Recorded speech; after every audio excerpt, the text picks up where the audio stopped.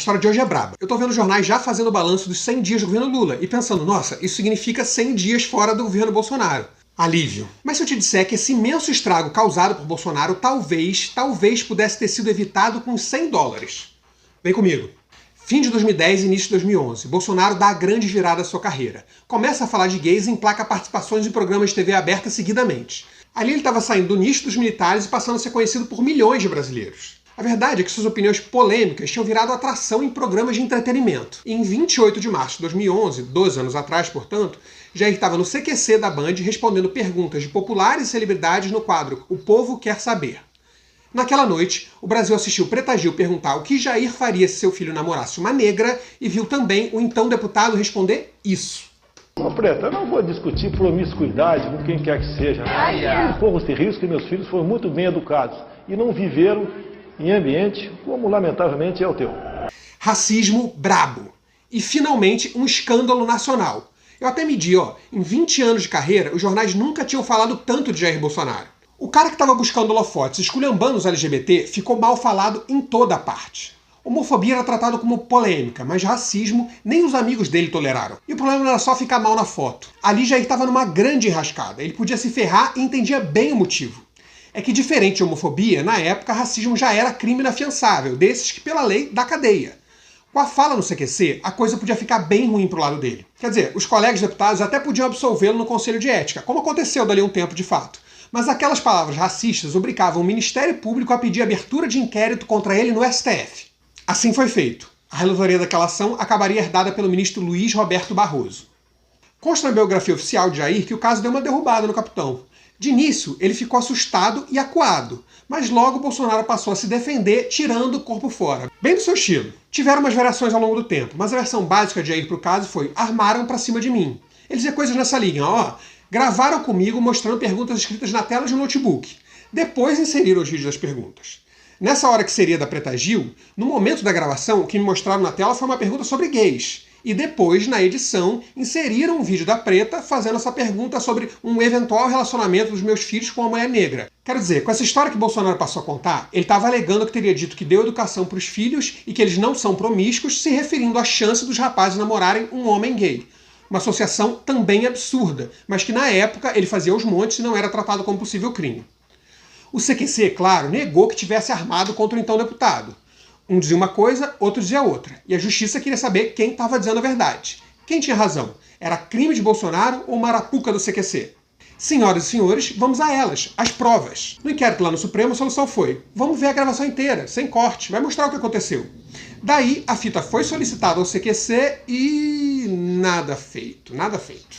O pessoal do programa disse que a fita bruta tinha sido apagada para ser reutilizada.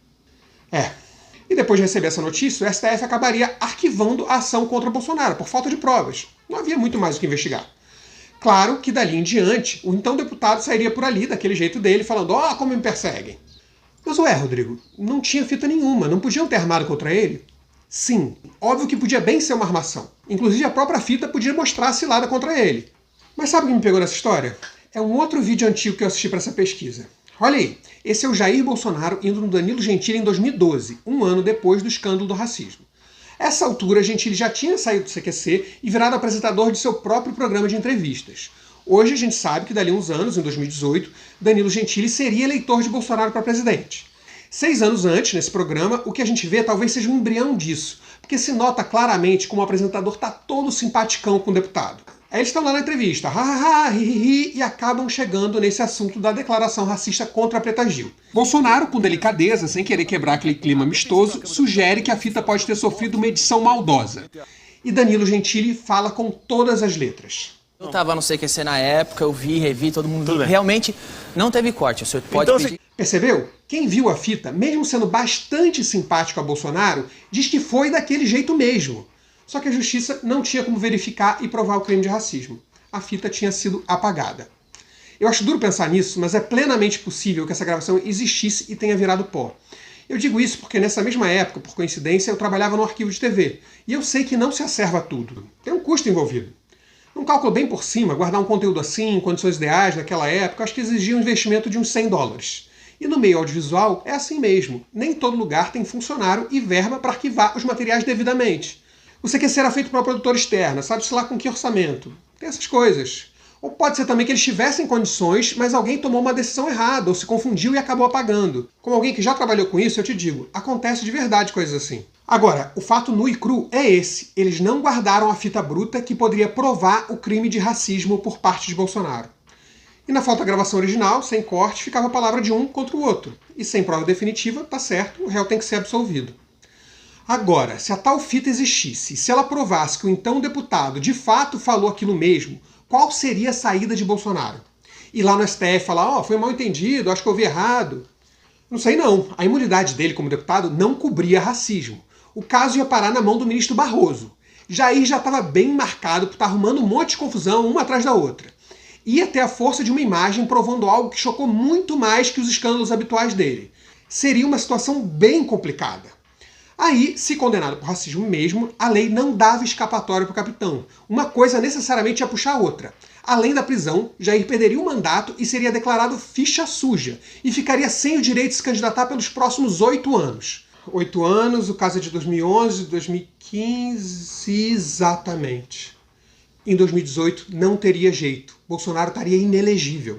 Não ia ter o nome dele na urna. Aí, sem eleição, sem posse, provavelmente sem esse aumento da fome, sem esse 1 milhão de armas soltas por aí, sem as suas 6 mil mentiras, sem a devastação recorde, nada de Rolex no braço, refinaria vendida, sem o morticínio criminoso na pandemia, sem o genocídio indígena, sem essas ameaças de golpe dia após dia, nada disso. Na verdade, pela lei, pelos prazos, capaz de que nem em 2026 ele tivesse condição de voltar. Seria a morte política de Bolsonaro. Lá atrás, antes disso tudo. Mas não tinha fita, né? Talvez ela dissesse tudo, mas precisaram apagar.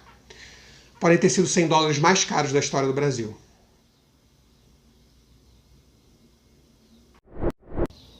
Impressionante esse caso, né? Eu fiz uma longa pesquisa e encontrei muita coisa sobre a história de Jair Bolsonaro que nunca ninguém contou. Me ajuda a deixar isso registrado e disponível para o público brasileiro? É muito importante para a nossa democracia a gente entender tudo o que se passou e acabou favorecendo a que um golpista chegasse ao poder. Até pra gente não repetir os mesmos erros, né? Para contribuir com esse trabalho, você pode primeiro compartilhar esse conteúdo e depois ir no link que está na descrição do perfil. Nesse link você vai aproveitar e conhecer um pouco mais sobre esse projeto. Ele foi feito na garra, 6.000 horas na pandemia, lidando com o Jair Bolsonaro, brabo, horrível, mas com o coração tomado pelo interesse público e a intenção de construir um amanhã melhor. Vai lá, dá uma força!